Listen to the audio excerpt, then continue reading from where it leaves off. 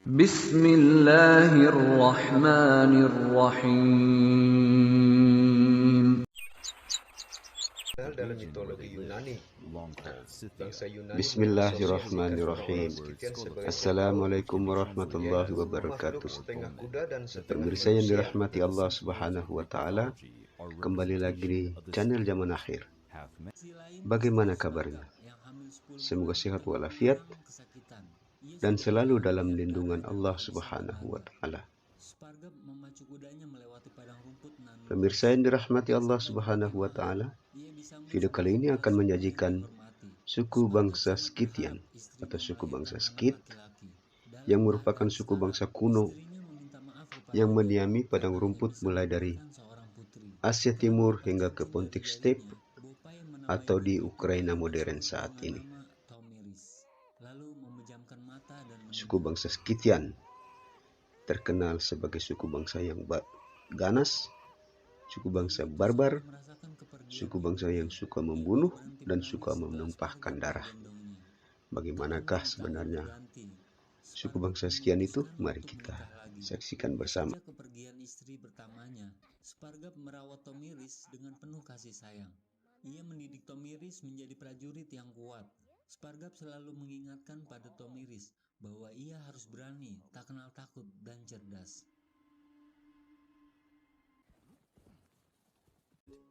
In the early centuries AD, the Scythians proper were largely subjugated by their Iranian cousin tribes, the Sarmatians. The Sarmatians continued the legacy of Iranian nomadic pastoralism in the region for a time, before being subsumed by the same wave of Gothic and Hunnic invasions that would eventually take down the Western Roman Empire. The Slavic expansions between the 5th and 10th centuries AD ended the Scythio-Sarmatian presence on the... Jangan lupa like, komentar, dan subscribe. Banyak bangsa yang hidup menetap membangun benteng untuk melindungi harta dan diri. Mereka mempercayai benteng dan dinding tersebut sebagai perlindungan. Berbeda dengan suku bangsa Skitian lebih memilih hidup bebas dan berpindah-pindah.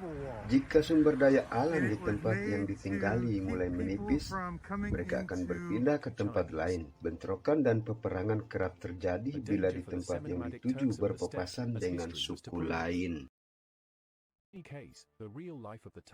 Suku bangsa Skitian mendiami padang rumput Asia Tengah hingga ke Ukraina modern saat ini.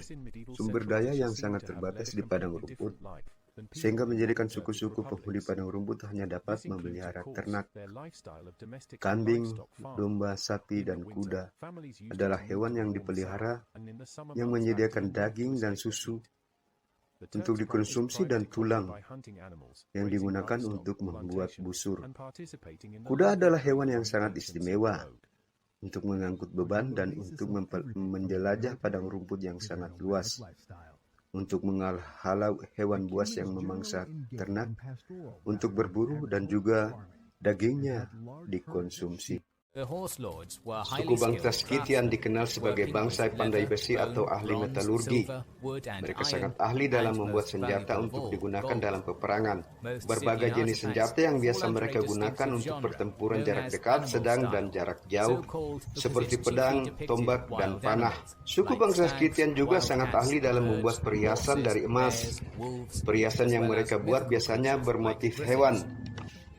Suku bangsa Skitian yang menetap di Pontic Steppe atau Ukraina modern saat ini membuat perhiasan mengikuti motif orang-orang Yunani. Perhiasan yang mereka buat memiliki ukuran dan bentuk yang sangat tepat atau memiliki presisi tinggi seperti yang digunakan dengan peralatan modern.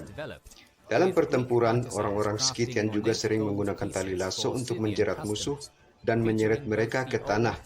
Saat musuh tergeletak di tanah, suku bangsa Skitian kemudian menebas mereka.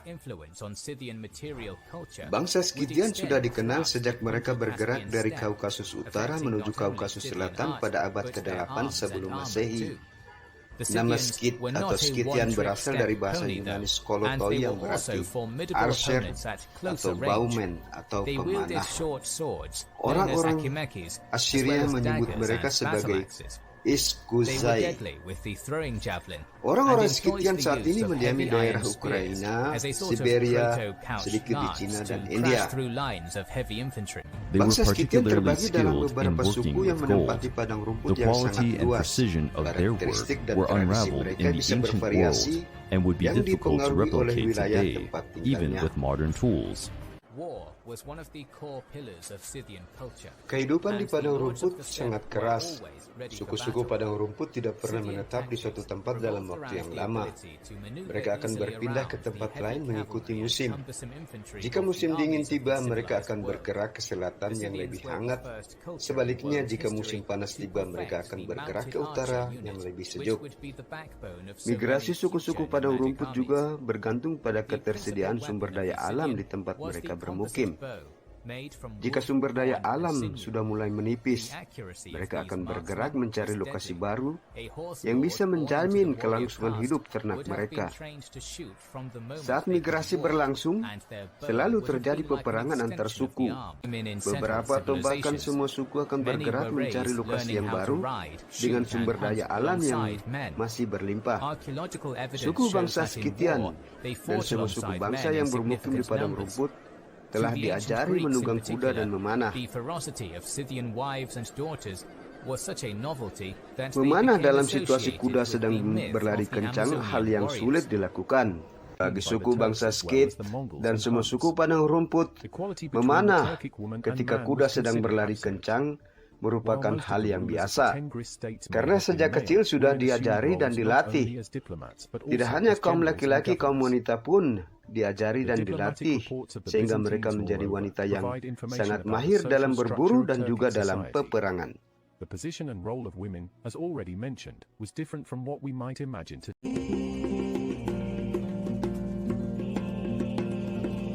Bangsa Scythian adalah bangsa nomaden, bukan orang-orang yang menetap di suatu tempat. Rumah-rumah mereka mudah dibongkar pasang, disebut yurt. Ketika diserang oleh suku lain, mereka akan bergegas membongkar rumah-rumah mereka dan segera meninggalkan lokasi pemukiman. Ketika musuh mengejar, mereka akan berpencar dan kemudian melakukan serangan ke perkemahan musuh. Serangan yang dilakukan tidak frontal, hanya beberapa saat, kemudian menghilang. Cara ini terus-menerus dilakukan hingga musuh kelelahan. Saat musuh sudah kelelahan, bangsa Scythian akan melakukan serangan frontal berhadap-hadapan. Dari manakah bangsa Scythian berasal? Herodotus, yang dikenal sebagai bapak sejarah, mengajukan pendapat bahwa bangsa Scythian berasal dari Asia Tengah yang bermigrasi ke barat. Sikalis, penulis Yunani lain, mengatakan bangsa Scythian berasal dari Armenia yang bergerak ke utara kemudian menyebar ke Eropa. Pandangan yang lebih modern dan berdasarkan penggalian arkeologi mengatakan bangsa Scythian berasal dari padang rumput di Asia Timur yang kemudian bermigrasi ke Eropa melalui pegunungan Ural menuju Sungai Volga. Pendapat ini bersesuaian dengan jejak tertulis yang disebut sebagai Chinese Chronicle. Chinese Chronicle berbicara tentang bangsa berambut merah dan bermata biru. Bangsa Scythian telah dikenal dalam mitologi Yunani. Bangsa Yunani mengasosiasikan orang-orang Scythian sebagai centaur, yaitu makhluk setengah kuda dan setengah manusia. That the centaurs of Greek mythology are representation of the Scythians, half man, half horse. Darius pertama hendak menyerang bangsa Scythian melalui Laut Hitam tetapi terhalang oleh laut di Selat Bosporus. Ahli perang Darius mengajukan usul agar semua perahu dijejerkan kemudian disatukan dengan tali agar perahu-perahu tersebut berdempetan satu sama lain. Di atas perahu diletakkan papan untuk menghubungkan satu perahu dengan perahu lain. Jadilah jembatan ponton atau jembatan penyeberangan yang terpanjang di dunia. Darius dan pasukannya menyusuri pantai barat Laut Hitam menuju ke Pontic Steppe di utara. Orang-orang Scythian tidak melakukan perlawanan, sebaliknya mereka menyingkir ke pedalaman. Darius dan pasukannya melakukan pengejaran selama beberapa hari. Pasukan Darius akhirnya kelaparan dan keletihan. Dalam keadaan lapar dan letih, pasukan Darius tiba-tiba diserang. Darius kemudian melarikan diri melalui Thrace, meninggalkan sejumlah besar pasukannya. And ancient Babylonians. Cyrus the Great, Raja Persia kedua yang hendak menguji kemampuan suku bangsa Scythian. Cyrus yang berhasil memperluas kerajaan Achaemenid berencanakan menguasai tanah di utara Persia. Tanah di utara Persia dihuni oleh suku bangsa Massagethae termasuk rumpun bangsa Scythian. Suku Massagethae dipimpin seorang wanita bernama Tomiris. Cyrus dengan puluhan ribu pasukannya berbaris menuju ke utara. Di sebelah utara Persia, tepatnya di bagian selatan Kazakhstan modern saat ini. Cyrus bertemu dengan pasukan yang sangat tangguh. Video lengkapnya dapat dilihat di deskripsi. Ca un Bayazid al persilor, el a cucerit regatul mezilor, regatul Lidia și regatul noului Babilon. A unit cele două regate iraniene. Cyrus vroia să cucerească și Egiptul, dar Tomiris i-a scurtat destinul de cotropitor. Izvoare de importanță deosebită, ce nu pot fi trecute cu vederea, ne vorbesc despre personalitatea și faptele legendarei regine a Masageților, care a intrat și în mitologia unor națiuni din Orientul apropiat și mijlociu. Halo kawan-kawan, kembali lagi di Area 59. Semoga kalian sehat dan bahagia selalu. Kali ini kita akan menyaksikan alur cerita film The Legend of Tomiris. Mari gerakan jari untuk tekan subscribe dan selamat menyaksikan. Di Damaskus, Syria, 941 Masehi, seorang penulis bernama Abu Nasir Al-Faribi At-Turki menulis kisah nyata tentang Tomiris yang hidup sekitar tahun 500 sebelum Masehi. Di suatu masa ketika kekaisaran Persia berada di puncak kejayaan, Cyrus Agung, Raja Persia, telah menaklukkan separuh dunia, kecuali Mesir dan tanah utara yang dihuni oleh bangsa Saka. Mereka menduduki stepa, kawasan padang rumput luas, dari Laut Kaspia sepanjang pegunungan Altai. Bangsa Saka terdiri dari banyak suku termasuk suku Massagethae. Saat itu, ketua suku Massagethae sedang berburu rusa. Dia bernama Spargap. Tidak lama, Kafas, seorang anggota kelompok, mengajak ia bergegas karena tanah tersebut merupakan milik suku Akibat. Rombongan itu pun segera beranjak dengan kuda mereka. Tidak lama, suku Akibat datang untuk menghadang mereka. Pertempuran pun tak bisa dihindari.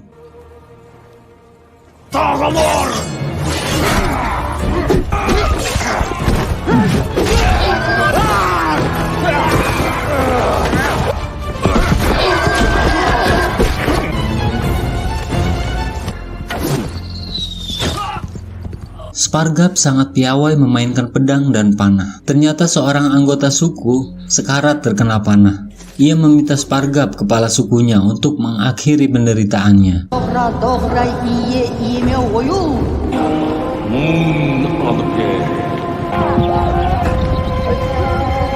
Di sisi lain, istri Spargap yang hamil 10 bulan tengah mengerang kesakitan. Ia sudah kehilangan banyak darah dan kehabisan tenaga. Spargap memacu kudanya melewati padang rumput nan luas. Sampai di perkemahan, ia disambut sebagai kepala suku yang dihormati. Spargap sangat berharap istrinya melahirkan anak laki-laki. Dalam keadaan sekarat, istrinya meminta maaf kepadanya karena hanya bisa memberikan seorang putri. Setelah melepas cincin dari jarinya, Bopai menamai putri tunggalnya tersebut dengan nama Tomiris, lalu memejamkan mata dan meninggal.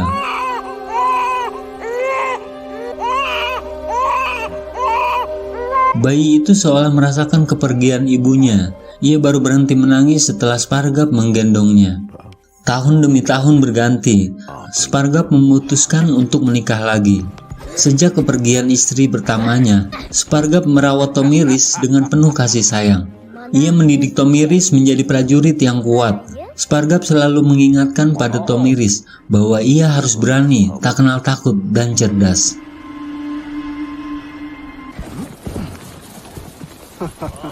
Di sisi lain, seorang suku Khawarizmian bernama Palak bertamu ke tenda Kafas dan Kurtun. Palak mengeluhkan serangan yang kerap dialami sukunya oleh suku Massagetai. Kafas mengatakan bahwa yang berhak menentukan adalah kepala suku mereka, Spargap. Palak menghasut mereka bahwa Spargap tidak pantas menjadi kepala suku karena ia terlalu keras kepala. Di sebuah rapat suku Massagetai, Spargap menanyakan pertemuan Kafas dan Kurtun dengan Palak. Mereka menjawab bahwa lebih baik Massagetai bergabung dengan suku Khawarizmian. Itu membuat Spargap marah. Kafas dan Kurtun ditertawakan pada pertemuan tersebut. Lalu di suatu malam, Tomiris melihat singa bersayap mendekatinya. Singa itu mengaum pada Tomiris, lalu ia terbangun dari mimpi buruk itu dan segera menemui ayahnya. Tomiris menceritakan mimpinya. Tiba-tiba,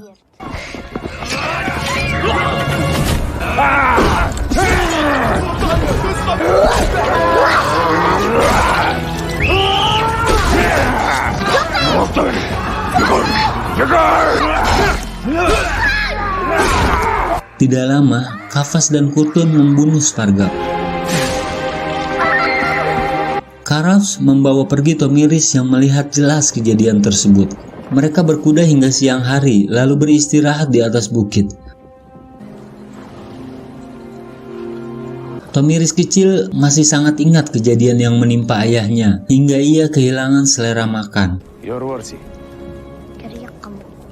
Setelah berdiskusi, mereka melanjutkan perjalanan menuju hutan terkutuk, di mana tak ada orang yang berani memasuki hutan tersebut. Namun saat ini hutan inilah tempat yang paling aman bagi mereka. Setelah menetapkan lokasi bermukim, mereka mulai membangun tenda.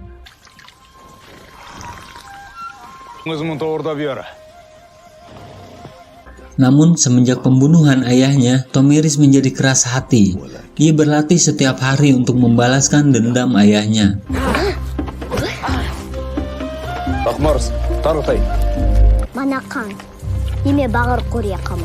Tahun demi tahun berlalu, Tomiris mencapai usia remaja. Ia menjadi pemburu paling tangguh di kelompok tersebut.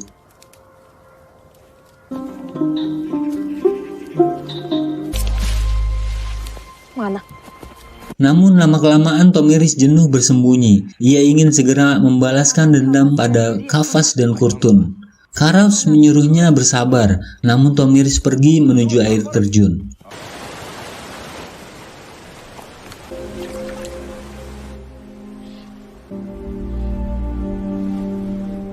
Tidak lama Tomiris kembali didatangi singa bersayap.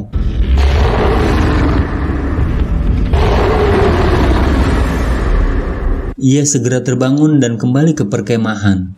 Ternyata benar saja, kelompoknya dihabisi di perkemahan. Para wanita di bawah, Karavs tak mengenal kelompok yang menyerangnya.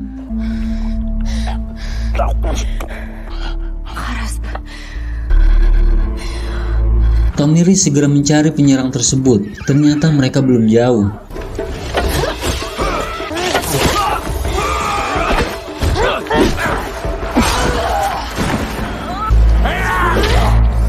Kelompok itu berhasil dihabisinya, namun Tomiris terluka. Ia menaiki kudanya dan pingsan. Kudanya terus berjalan hingga Tomiris ditemukan para prajurit wanita dari suku Sapromat. Mereka membawanya ke perkemahan. Sampai di sana, Sardana menjelaskan pada ibunya yang merupakan Ratu Sapromat bahwa gadis tersebut terluka parah. Cincin di tangannya menunjukkan bahwa ia bukan orang biasa. Lantas ibunya menyuruh Sardana mengobati Tomiris di tabib wanita.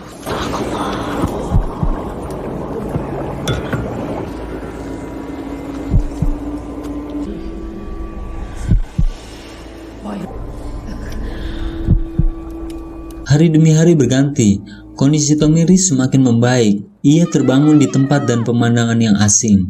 Sardana menemuinya, menjelaskan padanya bahwa mereka adalah suku Sapromat. Keunikan suku ini adalah setiap wanita yang ingin menikah harus mengambil 3 kepala pria dalam pertempuran. Tomiris ditanyakan asal-usul dan kejadian yang menimpanya. Mereka sangat kaget saat Tomiris bercerita bahwa kelompok yang melukainya telah ia bunuh seorang diri. Ternyata Raja Sapromat berhubungan baik dengan ayah Tomiris. Ia berjanji akan melindungi Tomiris di tempat tersebut. Sardana mengajak Tomiris dan mengenalkannya pada penduduk Sapromat. Ia memperlakukan Tomiris seperti saudara kandungnya. Tomiris berangsur-angsur pulih. Di suatu pagi, Tomiris berkuda ke padang rumput. Ia melepaskan beban hidupnya yang keras. Ia berbicara pada langit.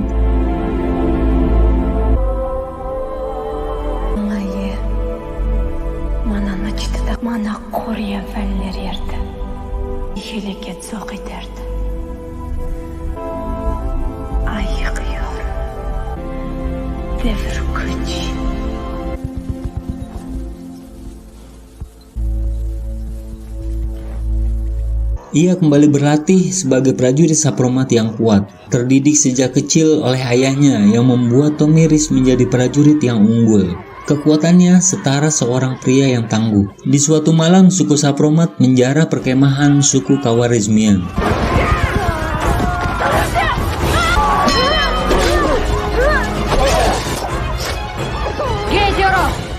Lalu pagi harinya, prajurit terbaik Sapromat mengumpulkan darah pada tanduk kambing. Sardana menyuruh Tomiris meminumnya. Kini Tomiris benar-benar menjadi bagian dari suku Sapromat. Waktu terus berlalu, Tomiris mencapai usia dewasa. Mereka merencanakan penjarahan lagi. Namun, Tomiris memiliki strategi cemerlang.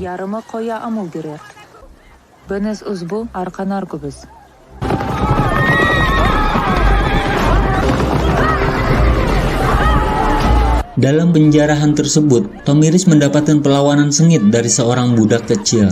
Bocah tersebut adalah yatim piatu. Kagum dengan keberaniannya, Tomiris mengajak bocah tersebut untuk mengikutinya.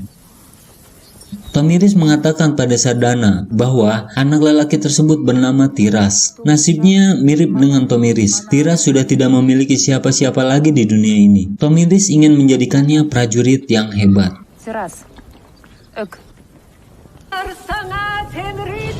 Selanjutnya, kepala suku Sapromat mengumumkan kelahiran putranya. Ia mengundang suku sekitar Stepa untuk berpesta, menyambut kelahiran sang pangeran. Di hari yang bahagia itu, Tomiris memandang tajam dengan penuh dendam pada Kafas dan Kurtun, yang juga turut hadir di tempat tersebut. Tomiris masih sangat ingat apa yang mereka lakukan pada ayahnya. Namun, ia tak mau merusak pesta kepala suku. Sardana mengajak Tomiris melihat pertandingan gulat. Pertandingan itu dimenangkan oleh Argun, anak kepala suku Dahai.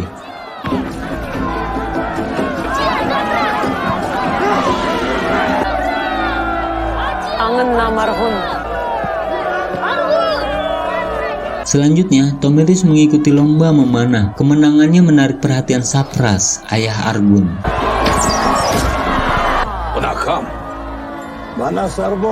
Lantas Argun dan Tomiris berkenalan. Argun tampak tertarik pada Tomiris. Di sisi lain, Kafas meminta kepala suku untuk berdiskusi di tendanya. Di hadapan para kepala suku sekitar Stepa, Kafas meminta penjarahan oleh suku Sapromat kepada sekutu mereka, suku Khawarizmian, dihentikan. Ia meminta anak kepala suku yang baru lahir sebagai jaminannya. Tentu saja kepala suku menolak. Diskusi itu pun berakhir dengan permusuhan. Sementara kepala suku yang lain tidak ada yang mau membantu Sapromat.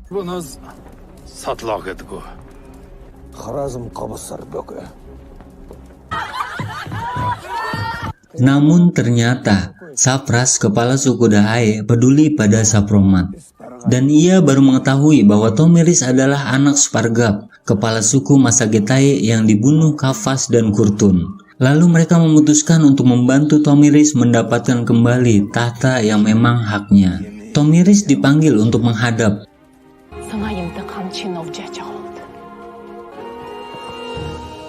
Namun ia menjelaskan bahwa ia tak akan memerangi Masagetai. Ia hanya ingin menghukum Kafas dan Kurtun atas perbuatannya. Saat fajar tiba, Tomiris teringat pesan ayahnya bahwa ia harus berani, tak kenal takut, dan cerdas. Pagi harinya dua pasukan besar berhadapan. Keberaniannya membuat semua orang terdiam.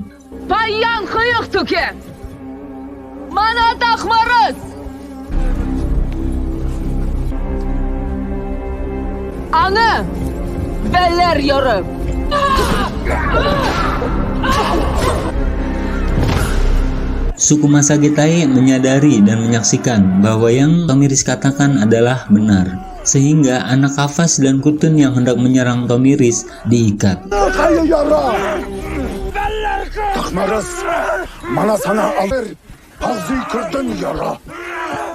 Selanjutnya Tomiris bersama pembesar suku Sapromat dan Dahae kembali ke Masagetai. Pasukan mengumumkan bahwa Putri Spargap telah kembali. Keluarga Kafas dan Kurtun dikeluarkan dari rumah mereka lalu diusir.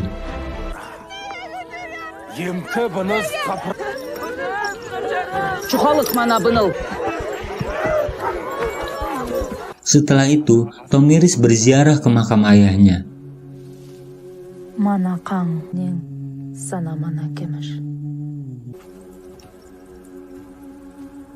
Di hari selanjutnya, mereka bersiap menghadapi suku Khawarizmian yang menuntut balas atas kematian Kafas dan Kurtun. Tomiris membuat strategi cemerlang dengan memecah belah barisan musuh dan menyerangnya dari semua sisi.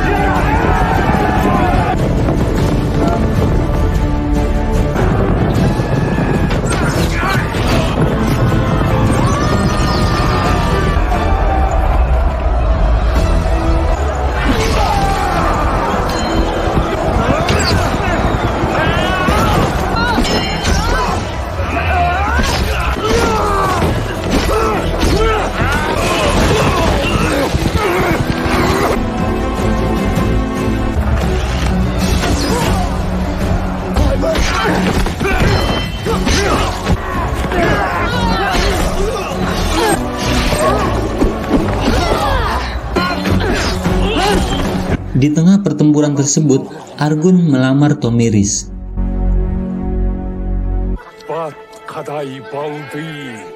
Mengingat Argun adalah kesatria hebat, Tomiris bersedia menjadi istrinya. Atas pernikahan tersebut, 3 suku besar di Steva menjadi satu kekuatan: Masagetai, Dahae, dan Sapromat.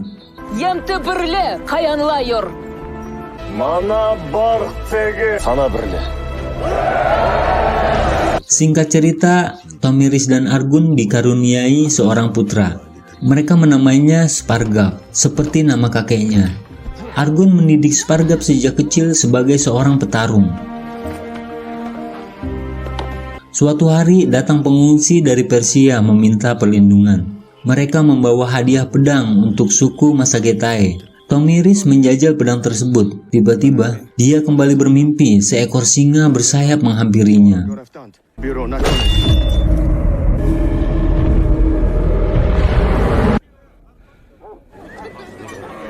Tidak lama setelah itu datang utusan dari Persia. Utusan itu bernama Gubar. Mereka membawa hadiah 3 peti emas dan sebilah pedang yang juga terbuat dari emas. Ia menyampaikan keinginan Cyrus Raja Persia untuk bertemu dan bersahabat dengan Argun. Malamnya Tomiris dan Argun membahas hal tersebut. Tomiris sempat tak setuju melihat banyaknya pengungsi dari Persia. Namun Argun berpendapat bahwa ini kesempatan untuk rakyatnya mempelajari peradaban Persia yang terkenal kaya dan berkuasa. Esoknya dengan berat hati Tomiris mengantar anak dan suaminya untuk pergi ke Persia.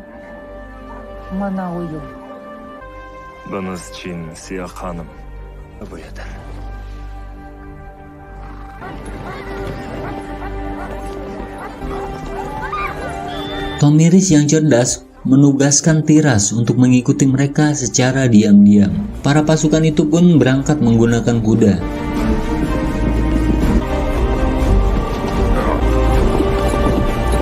Di sisi lain, Tiras mengikuti mereka dengan menyewa orang suku liar sebagai penunjuk jalan pintas. Singkat cerita, siang hari rombongan itu pun sampai di Persia. Gubar mencambuki orang yang menghalangi jalannya. Argun dan pasukannya sangat kagum dengan kemajuan Persia.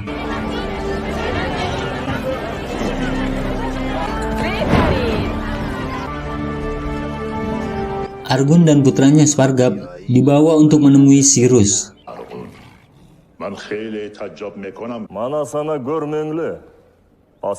Ternyata Cyrus ingin menjadikan suku Stepa sebagai prajuritnya. Cyrus berencana menguasai seluruh dunia, dan ia berjanji akan memberikan sebagian untuk Argun. Argun menolak menumpahkan darah untuk merebut kekuasaan. Tanah mereka di Stepa sudah lebih dari cukup untuk menghidupi rakyatnya. Mendengar penolakan itu, Cyrus tersinggung. Argun mengatakan bahwa suku-suku di Stepa akan mempertahankan wilayahnya dengan cara apapun. Lalu ia pergi. Selanjutnya, Gubar yang licik menghasut Cyrus untuk menghabisi Argun dan meminang Tomiris. Dengan begitu, Cyrus akan mendapatkan pasukan berkuda yang hebat dan dapat menguasai Mesir dengan mudah. Malamnya, Argun dan pengawal diberi jamuan oleh Gubar. Mereka dihidangkan makanan, minuman keras, dan wanita penghibur. Para pengawalnya minum hingga mabuk. Setelah mabuk, mereka dibantai.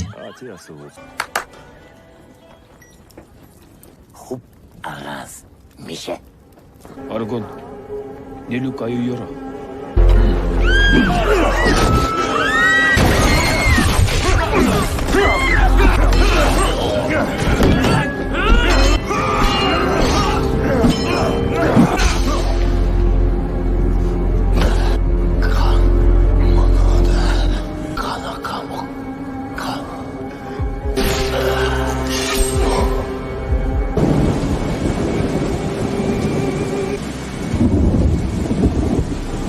Setelah membantai mereka, Gubar membawa mayat Argun dan Spargap kembali ke Tomiris.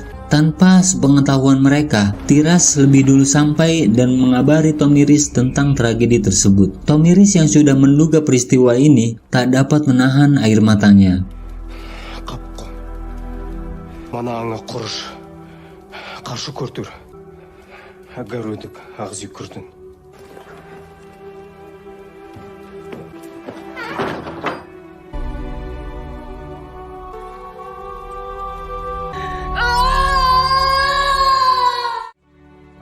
Esoknya, mayat suami dan anaknya sampai. Gubar menjelaskan bahwa Argun dan Spargap dibunuh oleh suku liar. Mereka membawa kulit kepala suku liar tersebut yang diduga itu adalah kulit kepala pengawal Argun.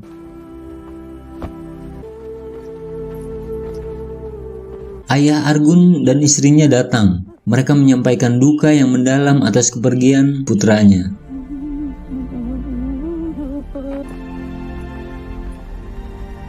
Lalu pemakaman berlangsung. Keduanya dimakamkan dalam satu kuburan.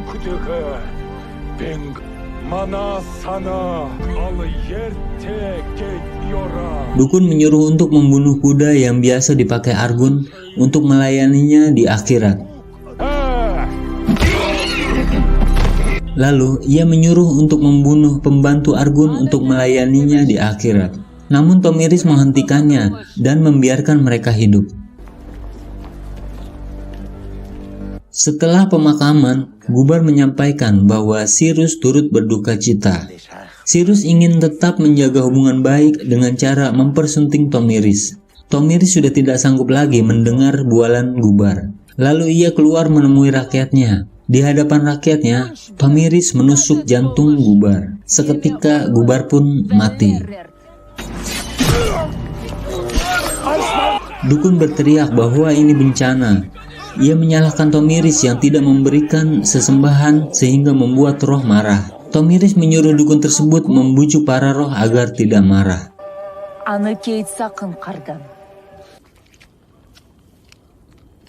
Malamnya, dukun itu membakar dirinya sendiri.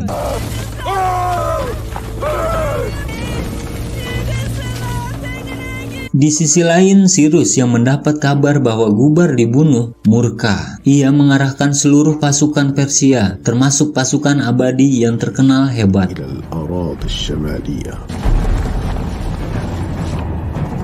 2 bulan sebelum pertempuran, Tomiris mengevakuasi wanita, anak-anak, dan hewan ternak. Tomiris mengumpulkan seluruh kepala suku di Stepa untuk bergabung. Mereka mempersiapkan pedang, baju besi, dan panah besi yang dikerjakan oleh pengungsi dari Persia.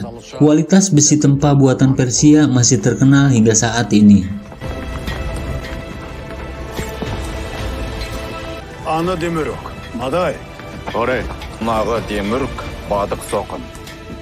Ia mengumpulkan 100 prajurit terbaik dari setiap suku di Stepa untuk menerobos pasukan musuh dan memenggal kepala Cyrus. Sebagian suku ditugaskan menyerang pasukan Persia setiap malam hingga mereka tak bisa istirahat.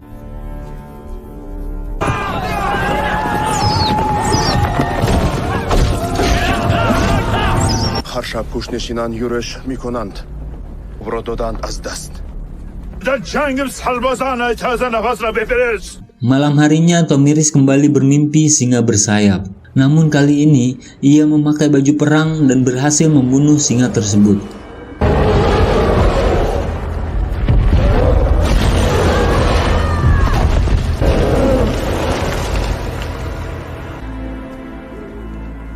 Esok paginya pertempuran besar dengan pasukan 2-1 digelar. Saat itu Tomiris sedang mengandung anak Argun. Ia menyempatkan untuk membakar semangat pasukannya. Yazık! Yeme bınız! Yırkılık! Anuh yeme bınız!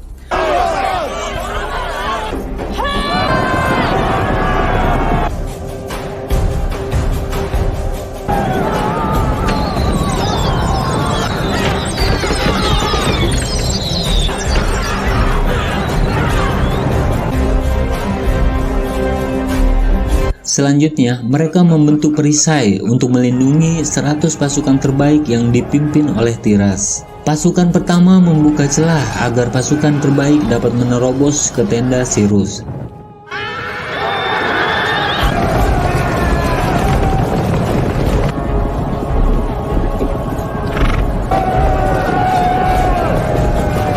Para pasukan terbaik menghadapi pasukan abadi Persia yang memang sangat tangguh.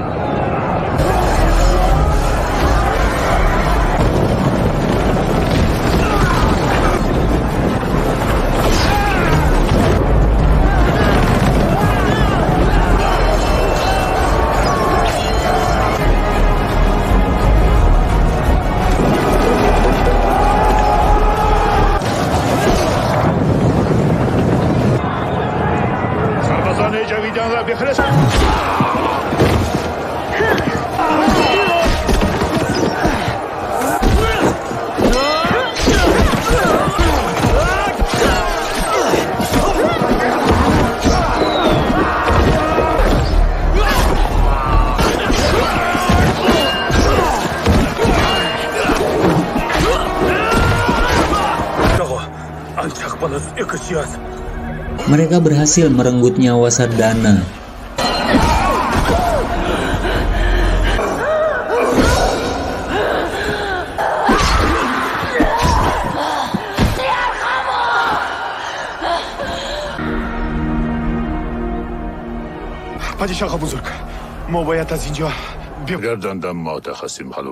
Seorang diri, Tiras menghadapi prajurit terbaik Persia.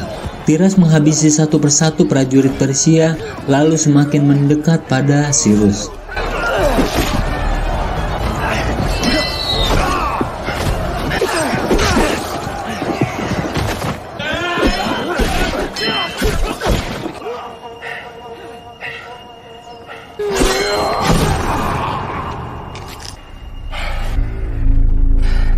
Setelah Cyrus terbunuh, pasukan Persia mundur.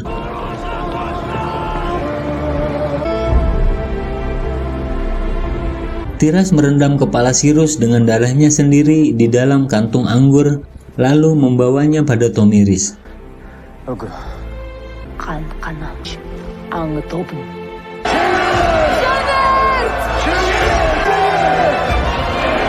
Beberapa tahun kemudian, Tomiris dan anaknya yang sudah remaja berkuda di padang rumput nan luas. Lalu terdengar suara azan. Abu Nasir menaruh penanya dan menuju masjid. Dan cerita ini pun selesai. Terima kasih telah menyaksikan hingga akhir. Tunggu video selanjutnya. Jangan lupa subscribe, like, dan komen. Tetap semangat kawan dan wassalam. Bangsa Scythian juga pernah dikalahkan Raja Philip II dari Macedonia. Pasukan Scythian bergerak dari utara Laut Hitam, melewati Tracia dan Macedonia. Kavaleri Scythian berhadapan dengan Phalanx Yunani. Ateas Raja Scythian yang menguasai wilayah antara Sungai Danube dan Sungai Don terbunuh dalam peperangan tersebut. Peperangan terjadi di dataran yang saat ini dikenal dengan nama Dobruja.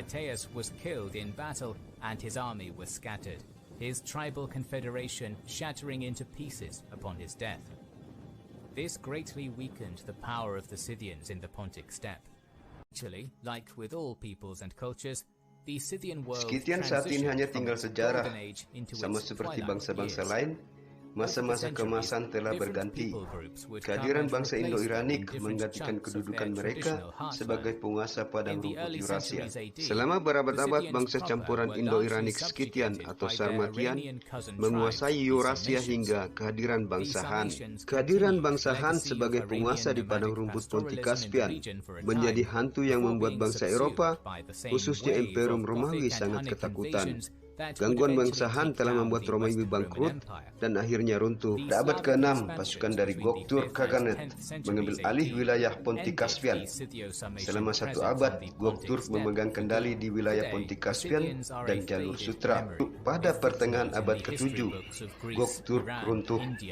Setelah keruntuhan Göktürk, muncul negara-negara baru di wilayah yang pernah dikuasai bangsa Han dan Göktürk, yaitu muncul Khazar Kaganet atau Imperium Khazar, yaitu imperium bangsa Turki yang menganut Judaisme.